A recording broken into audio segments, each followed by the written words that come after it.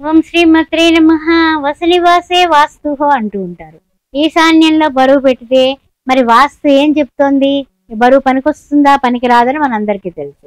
అయితే ఈశాన్య మూలలో రాగి చెంబుతో నీళ్లు పెట్టి కాస్త పసుపు కుంకుమ అక్షింతలు వేసి దాన్ని పెట్టినటువంటి స్థలంలో చిన్న ముగ్గు వేసి ఒక చిన్న పీట లేకపోతే తమలపాకు మీద ఈ చెంబు పెట్టినట్లయితే లక్ష్మీ కటాక్షం వస్తుంది.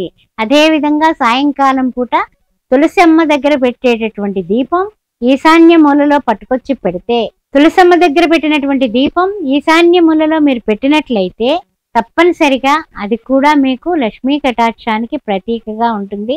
అయితే ఏంటంటే గనక కొంతమంది ఆవు దూడ బొమ్మ పట్టుకెళ్ళి రాగి చెంబు పక్కన పెట్టి అది కూడా పూజ చేస్తూ ఉంటారు. ఓం సురభ్యే నమః అని పూజించిన ధన ప్రాప్తి కలుగుతుంది. ఈశాన్య మూలలో ఉన్నటువంటి ఈశ్వరుడు మీ యొక్క మనో సంకల్పాలని సమృద్ధిగా ముందుకు తీసుకువెడతాడు. మీరు కోరిన కోరికలు నెరవేరుతాయి.